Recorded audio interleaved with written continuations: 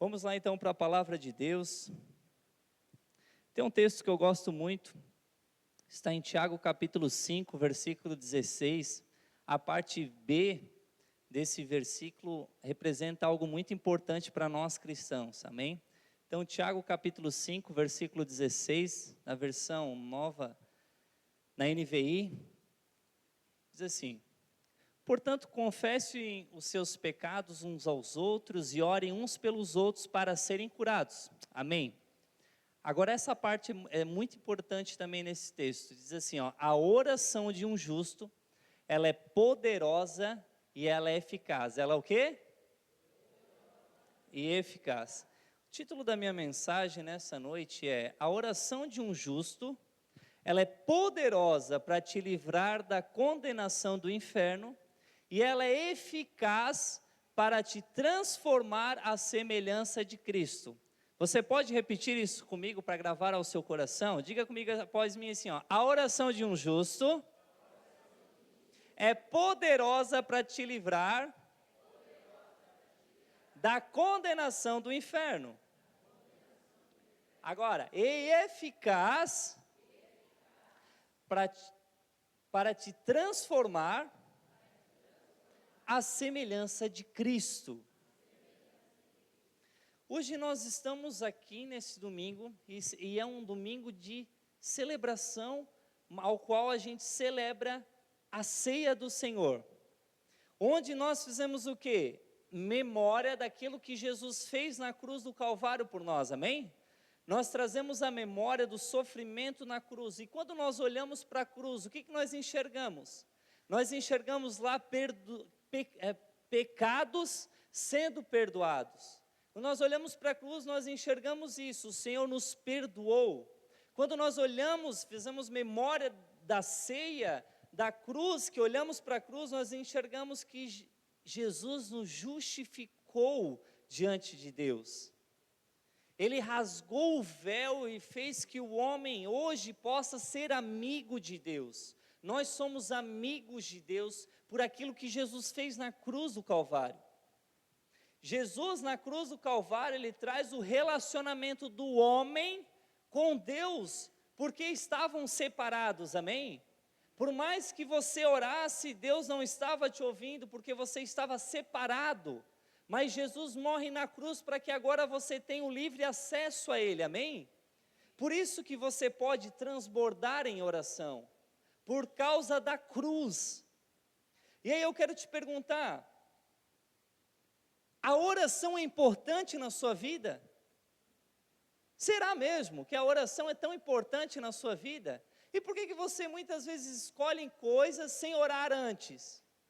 Por que você decide tantas coisas na sua vida sem Deus estar por perto? Aí eu te repito uma pergunta: a oração é importante para você?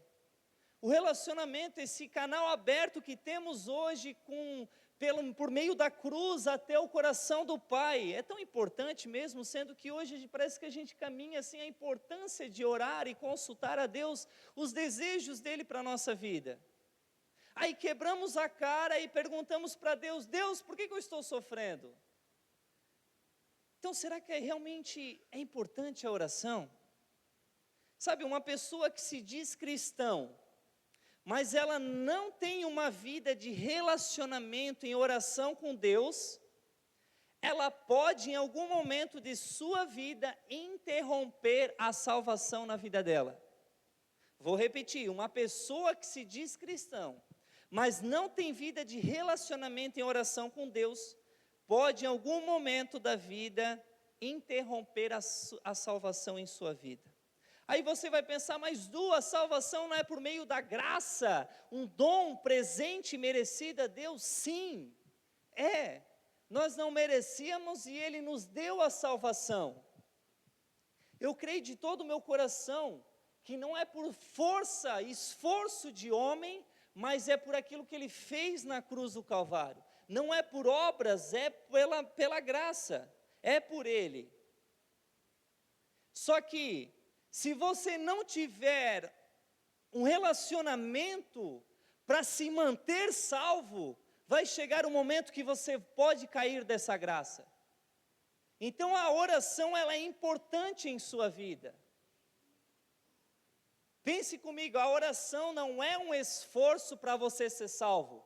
A oração é um esforço para você permanecer salvo, porque na cruz ele já conquistou isso para você. Só que no relacionamento você se permanece nesse caminho de salvação. E aí eu te pergunto, a oração é importante? E você tem orado para se permanecer nesse caminho? Por isso eu quero ministrar essa mensagem, dividindo esse versículo em 2 sentidos. O primeiro será, grava aí, escreve quem está escrevendo, ou digita quem vai digitar. Primeiro ponto, a oração de um justo é poderosa para te livrar da condenação do inferno. Então, a oração do justo ela é poderosa para te livrar da condenação do inferno. Mateus capítulo 26, versículo 36, diz assim, aqui Jesus está prestes para ser crucificado. Mateus 26, 36. Então Jesus, com seus discípulos, foi para um lugar chamado Getsêmani. Ele disse, sente-se aqui, enquanto eu vou ali o quê? Orar. A oração era importante para Jesus? Nós estamos falando de um homem que daqui poucas horas vai morrer, amém? Se você morresse daqui poucas horas, onde você estaria? Jesus estava indo para o caminho da oração. Levando consigo Pedro e os 2 filhos de Zebedeu, começou a entristecer-se e angustiar-se.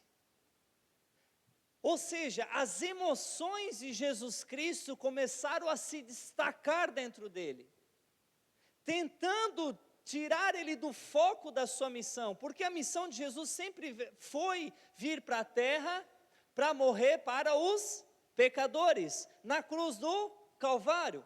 Então, antes de acontecer isso, o que acontece? Ele estava entristecido e angustiado, as emoções dele estavam aflorando, ao ponto de querer desviar ele da sua missão. Versículo 38, disse-lhe então, a minha alma está profundamente triste, numa tristeza mortal. Olha o que Jesus fala, que a alma dele estava profundamente triste, numa tristeza mortal. Ou seja, ele já estava morrendo antes de morrer na cruz. E aí ele diz para os discípulos, fique aqui comigo e vigia comigo. Eu preciso da intercessão de vocês. Eu preciso que vocês orem comigo. Eu preciso da ajuda de vocês. Hoje o Senhor está falando isso para nós. Olha, eu quero que vocês vigiem comigo. Versículo 39. Indo um pouco mais adiante, ele prostrou-se com o rosto em terra e orou. Meu Pai, se for possível, afasta de mim esse cálice. Agora pensa comigo. O que é esse cálice? Esse cálice é a ira de Deus que seria derramado sobre nós, pecadores. A ira de Deus seria derramado sobre o Eduardo, pecador. Mas Jesus estava ali diante do Senhor, porque o propósito da missão de Jesus era pagar os nossos pecados. Pagar para quem? Para o diabo? Não, para Deus. Nós tínhamos um escrito de dívidas contra Deus por causa do nosso pecado. Então a ira de Deus viria sobre nós, mas Jesus na cruz, ele toma o nosso lugar para que a ira do próprio Pai viesse sobre ele para nos salvar, estão entendendo? Só que antes de acontecer isso na cruz, Jesus está orando com o rosto no chão e diz assim, Pai, se for possível, afasta de mim esse cálice. Sabe, algum dado momento, as emoções, ao ponto que queria matar Jesus, quase tirou ele do propósito. Nós temos uma missão de permanecer até o fim para ser salvo, mas será que nós já não perdemos o propósito, porque não oramos? Mas Jesus está aqui, de joelho, orando e dizendo, Pai, afasta de mim esse cálice. Algo estremeceu a carne de Jesus para desviá-lo da cruz. Mas por ele ser um homem segundo o coração de Deus, o texto continua dizendo assim, contudo, vírgula, não seja como eu quero, não seja como a minha carne quer, não seja como o que a minha carnalidade deseja, mas sim como tu queres. Sabe, quando nós permanecemos em oração, nós vencemos os nossos desejos e fizemos a vontade de Deus. Agora, se você não ora, você está fazendo os seus desejos e andando fora do propósito de Deus. Eu não estou bravo, amém? Só estou empolgado de ministrar essa palavra para vocês. Versículo 40, ele diz: depois voltou aos seus discípulos e encontrou dormindo. Eles estavam o quê? Vocês não puderam vigiar comigo, nem por uma hora? Não soa um ar assim de, uma hora parece ser tão pouco, né? Parece que para Jesus assim, uma horinha vocês não puderam vigiar comigo? Eu preciso tanto de vocês, eu estou com a alma tão angustiada, e uma horinha sequer, você tem 24 horas em um dia, e uma horinha você não pode orar? Ficar uma hora orando, ficar uma hora vigiando, você não pode? É demais uma hora? Mas para Jesus soa que uma hora é mínimo.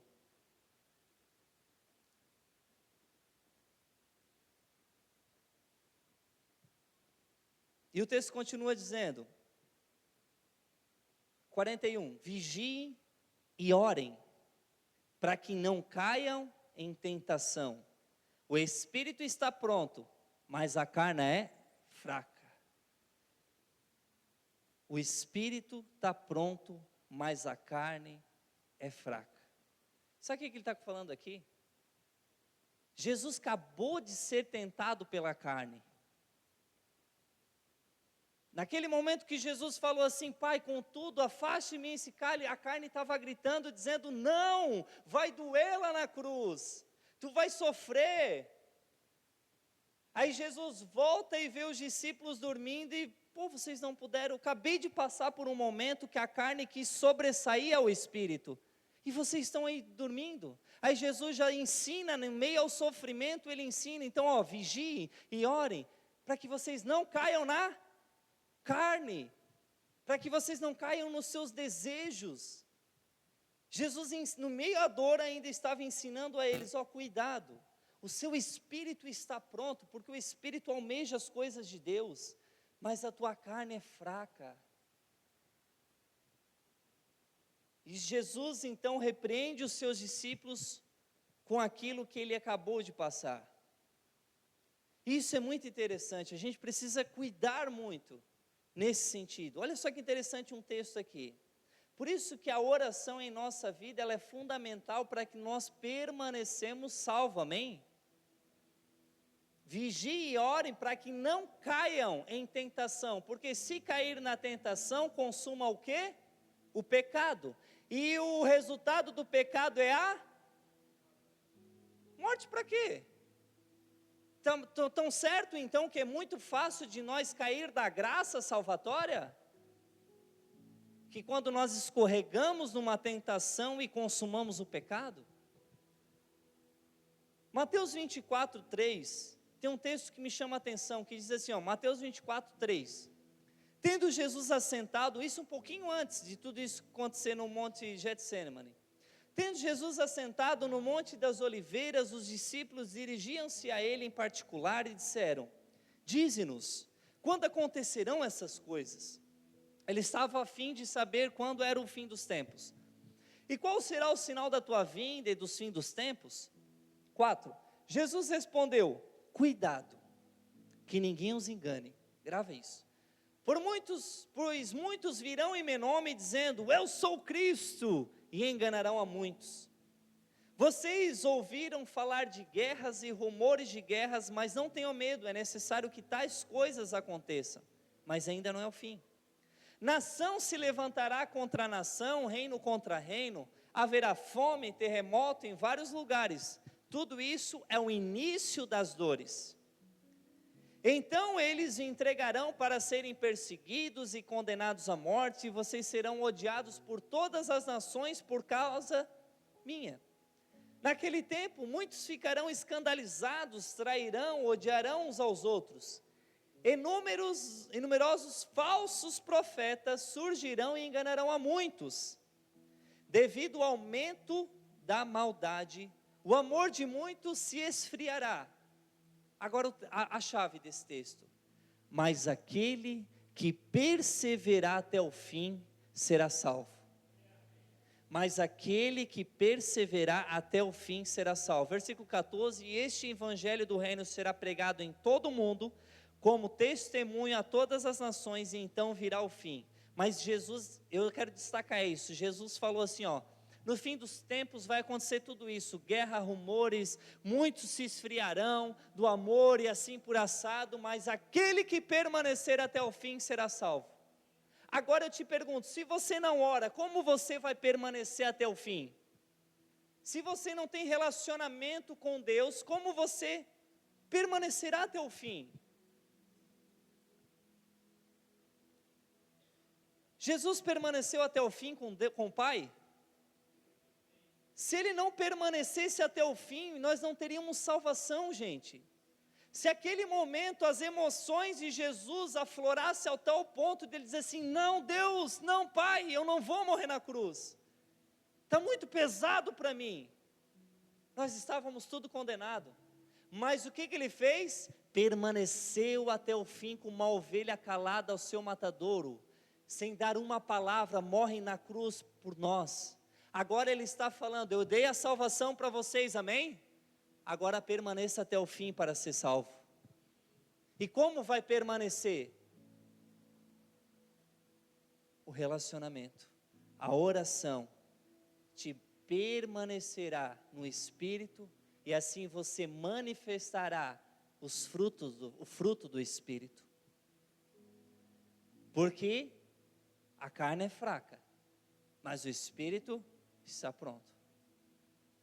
E uma da forma que você vai andar no Espírito é só no relacionamento com Ele. No final nós vamos entender isso. Gálatas 5, versículo 13.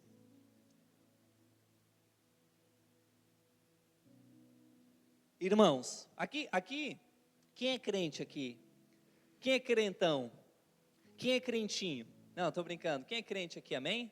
Então é para vocês essa palavra aqui, Irmãos, quando Paulo está falando irmãos, ele está falando para pessoas da igreja, amém? Está falando para a igreja da Galácia aqui, igreja. Vocês foram chamados para a liberdade, amém? Mas não usem a liberdade para dar a ocasião à vontade do quê? Da carne. O que quase enganou o coração de Jesus lá, que oprimiu ele? A carne. As emoções se afloraram, quis tirar ele da sua missão.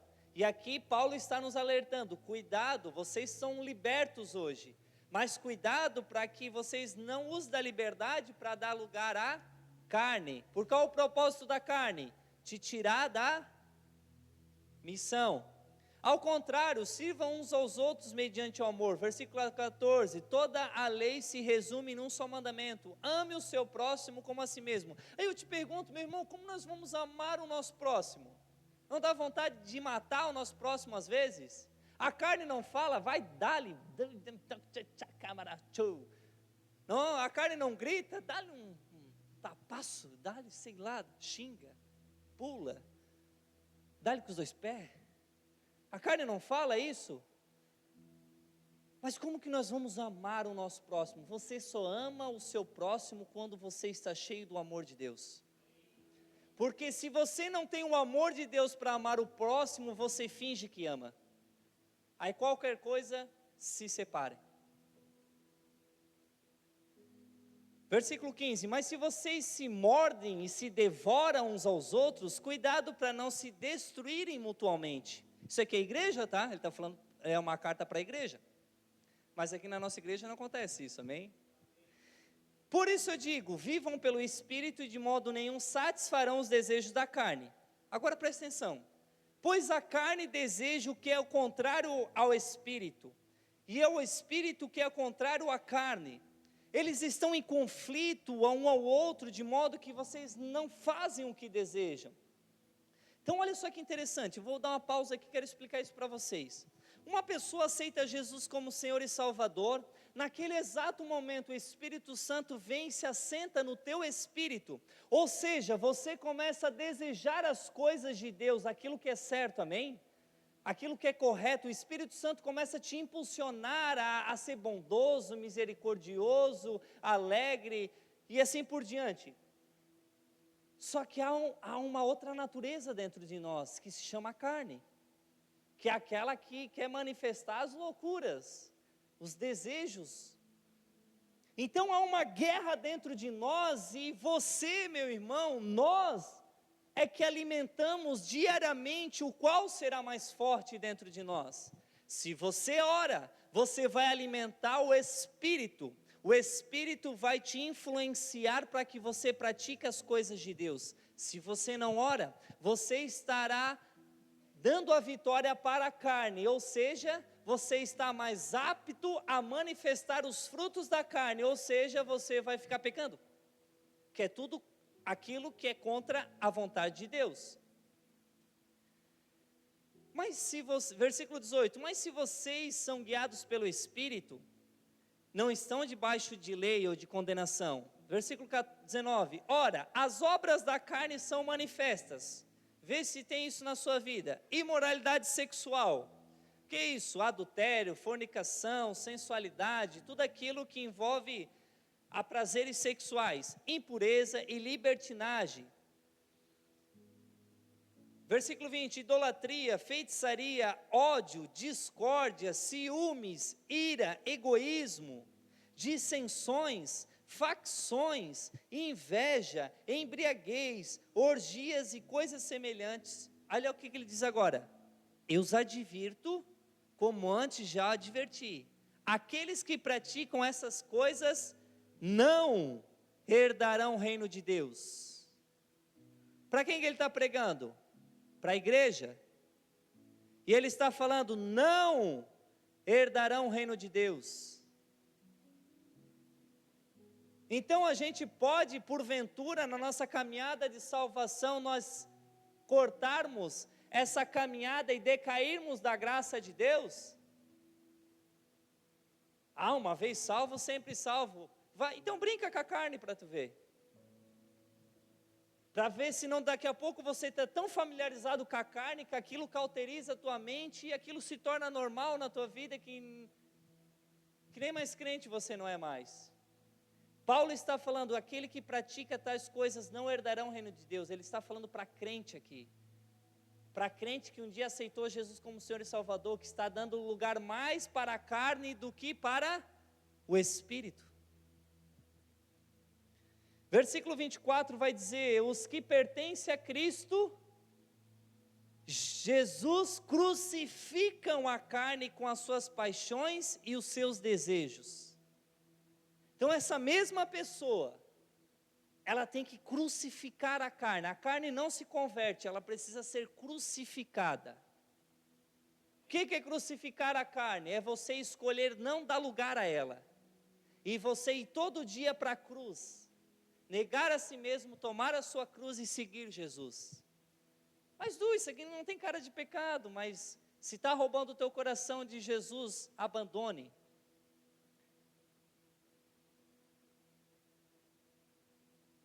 Olha só esse texto aqui, Mateus 7:21. Mateus 7:21, olha só esse texto aqui, como a gente pode ser enganado, meus irmãos. Nem todo aquele que me diz, Senhor, Senhor, entrará no reino dos céus, mas apenas aquele que faz a vontade do meu Pai que está nos céus. Uma pessoa que anda na carne, ela agrada a Deus? Uma pessoa que anda no Espírito agrada a Deus? Uma pessoa que anda na carne, ela vai para o reino de Deus? Carne não entra no reino de Deus. Mas olha só que interessante. Muitos me dirão naquele dia, Senhor, Senhor, nós profetizamos em teu nome, Em teu nome nós expulsamos demônios. Você fica maravilhado quando alguém cai endemoniado e é liberto? Mas vamos lá, olha só. Em teu nome nós não realizamos milagres. Você fica maravilhado quando acontece cura nessa igreja? Quando você vê lá no teu TikTok, no teu Instagram, alguém que foi curado? Aí você olha quem orou e pensa, meu, essa pessoa é um homem de Deus. Calma aí, deixa eu te mostrar. Então eu lhe direi claramente, nunca os conheci.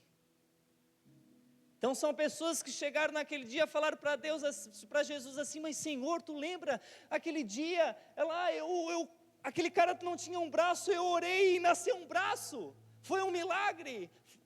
Aí Jesus vai dizer assim, ó, não te conheci. Agora vamos para uma outra história. Você é um homem de Deus que todos os dias está no teu quarto dizendo, Jesus eu te amo, Jesus eu te quero, Jesus tu és tudo para mim, e tu está naquele relacionamento no teu secreto com o Senhor. Será que você chegará naquele dia e Jesus vai olhar no teu olho e vai dizer assim, ó, eu não te conheço? Não tem sentido algum, né? Não tem sentido algum de Jesus ser mentiroso, de ele dizer que não te conheço. Ele vai conhecer sim, porque ele vai lembra aquele dia nós dois dentro do quarto, que eu cheguei, te abracei, que eu te trouxe com uma filiação, que eu comecei a te chamar de filhinho. Então não se impressione com milagres, meus irmãos. Há muito engano com isso. Mas se impressione em fruto, em secreto. E o texto continua, Jesus diz assim, ó, nunca os conheci, afaste-se de mim vocês que praticam o quê? O mal. Aqueles que praticam a carnalidade. Aqueles que fazem o quê? Fofoca. Aqueles que fazem o quê? Brigas e contendas. E assim por diante, que é aquela lista a qual nós lemos em Gálatas. Forte isso, né? Mas é a verdade. Tudo que vocês veem de ruim em mim é eu mesmo, gente. Todas as minhas falhas que um dia vocês já enxergaram na minha vida, sou eu mesmo. E tudo que vocês viram de bom em minha vida, é Jesus na minha vida. Não é nada de mim. Sem Ele eu sou um miserável, sem vergonha, safado. Mas com Ele eu sou filho de Deus, justificado. Sabe, a falta de oração nos faz andar na carne. E a carne nos leva novamente a um lugar de escravidão. E assim a gente vai ser manipulado pelo diabo. Assim como nós aprendemos com o Cris na semana passada. 1 João 1,6, olha só esse texto. 1 João 1,6. Se afirmarmos que temos comunhão com Ele, mas andamos nas trevas, mentimos e não praticamos a verdade. Então se a gente afirma, não, eu tenho comunhão com Jesus, eu sou uma bênção, eu oro todo dia, mas eu ando nas trevas, o que eu estou fazendo? Mentindo. Se porém andamos na luz, como Jesus está na luz, temos comunhão uns com os outros, e o sangue de Jesus, seu Filho, nos purifica de todo pecado. Então, meu irmão, é andar em oração, é andar em santidade, é andar em purificação. Por isso que se nós somos crentes, tem que ser crente de verdade. Viver uma vida de oração, para um cristão é importante. Orar, ficar sem orar é perigoso. E o segundo ponto dessa mensagem que a oração do justo é eficaz para te transformar à semelhança de Cristo. Quanto mais você ora, grava isso, quanto mais você ora, mais você se parece com Cristo. Quanto mais você ora, mais você vai viver e agir de forma como Jesus. Romanos 8, 29.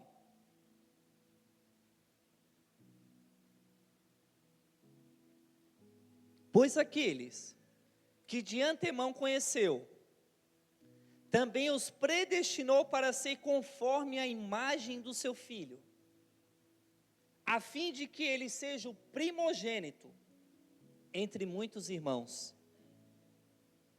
Ontem eu estava conversando com um rapaz, eu falei assim, mano, o fulano de tal é teu irmão? Ele falou, porque eles eram parecidos.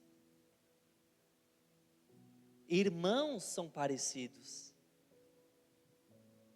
E a Bíblia aqui está dizendo que Jesus é o primeiro de muitos irmãos. Ou seja, nós temos que ser parecidos com Jesus para dizermos assim que somos irmãos dele. Aí não vai ser você que vai dizer que é irmão de Jesus, é as pessoas que vão começar a dizer, esse cara aí é parecido com Jesus. O que ele manifesta é parecido com Jesus. É as pessoas que vão dizer, tu não é irmão de Jesus? Quem é que é irmão de Jesus?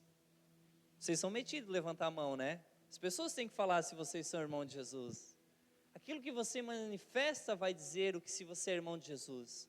Mas amém? Isso é fé, amém? Sabe, Satanás ele vai lutar para que a gente não ora. Enquanto Jesus te afasta da oração, enquanto Satanás te afasta da oração, ele forma a tua identidade naquilo que ele quer. Quanto mais você se relaciona com Jesus na oração, mais parecido com Ele e com o céu você será. Você se afasta da oração, pessoas começam a dizer que você é isso ou aquilo, você começa a aceitar. E aí a sua identidade começa a ser deturpada, mas quando você vai para um ambiente aonde Jesus está, Ele te coloca num lugar de filiação. Você já começa a se conhecer e ver que você é filho de Deus. Mas o diabo ele vai querer deturpar a sua identidade. Deixa eu te falar uma coisa, você se torna, diga assim comigo, eu me torno com aquilo que eu adoro. Você se torna com aquilo que você adora, meu irmão. Se você adora o dinheiro, sabe o que você é? Um avarento. Se você adora estar numa roda de fofoca, uma roda de mentira, você é o quê? Fofoqueiro e um mentiroso. Diga-me com quem tu andas, e eu direi quem. Um dia uma pessoa deve ter criado essa frase e ele nem sabia que isso é bíblico. Você se torna com aquilo que você adora. Começa a adorar Satanás para ver se você não vira um satanazinho. Mas começa a adorar Jesus para você ver se você não começa a se tornar um pequeno Cristo. Tudo aquilo que você adora, você se tornar parecido. Sabe, Moisés um dia no Monte Sinai, lá em Êxodo, vamos ler junto isso. Êxodo 34, 28, olha só que louco isso. Moisés, Êxodo 34, 28, Moisés ficou ali com o Senhor 40 dias e 40 noites sem comer pão e beber água. Escreveu nas tábuas as palavras da aliança, os 10 mandamentos. Ao descer do Monte Sinai, com as 2 tábuas da aliança nas mãos, Moisés não sabia que o seu rosto resplandecia por ter conversado com Deus. De tanto que Moisés ficou lá no Monte Sinai, na contemplação, naquela conversa, 40 dias e 40 noites, quando ele desceu, ele nem sabia que ele estava brilhando, meu irmão. A glória de Deus estava, sabe, por isso, por aquilo que você contempla no teu quarto, você sairá parecido. As pessoas vão olhar, mas tem um brilho no seu rosto. Tem um momento que Jesus foi preso e Pedro fica para o lado de fora e uma serva desses que prenderam Jesus falaram para ele assim, tu não é um deles. Aí veio outro e falou, tu andava com ele. Olha, o teu jeito de falar te condena, tu andava com ele. Mesmo Pedro negando, meus irmãos, não tinha como dizer que ele não estava com Jesus. Mesmo você negando, às vezes, o crente 007, dizendo que você não é crente lá fora, o teu modo de andar mostra que você é crente, que você é dele, por causa do relacionamento. Quanto mais você ora, mais o fruto do Espírito Santo vai manifestar em sua vida. E o fruto do Espírito Santo, o que é? É o próprio Jesus. No mesmo texto que a gente leu em Gálatas 5, 22, que é o mesmo texto que estava falando sobre o fruto da carne, lembra? Imoralidade sexual e assim por assado. Ele também agora mostra o fruto do Espírito, que é o próprio Jesus. Vê se não soa Jesus quando a gente lê isso. 22, mas o fruto do Espírito Santo é amor, alegria, paz, paciência, amabilidade, bondade, fidelidade, mansidão, domínio próprio. Contra essas coisas não há lei ou não há condenação. Não é o próprio Jesus nós estando aqui? Então, quanto mais nós se relacionarmos, mais nós ficaremos parecidos com Ele. E eu pergunto novamente, a oração é importante na sua vida? E eu concluo dizendo, eu queria que vocês ficassem de pé. Eu concluo dizendo as seguintes palavras: a oração de um justo é poderosa para te livrar da condenação do inferno e eficaz para te transformar à semelhança de Cristo. E essa é a minha pergunta: quem nessa noite aqui quer permanecer no caminho da salvação? Porque aquele que permanecer até o fim será.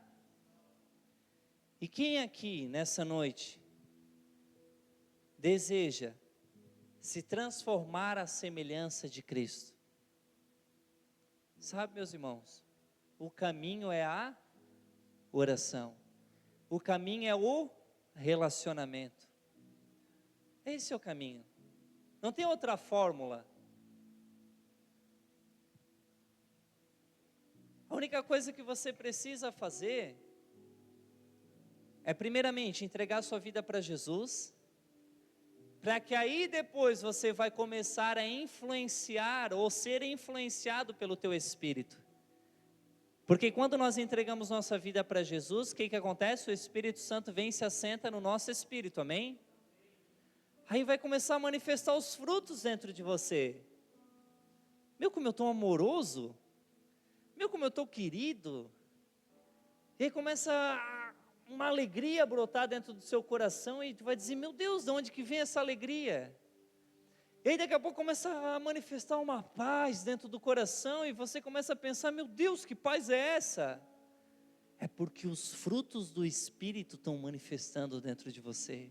E a sua conduta a partir disso começa a ser igual a Jesus.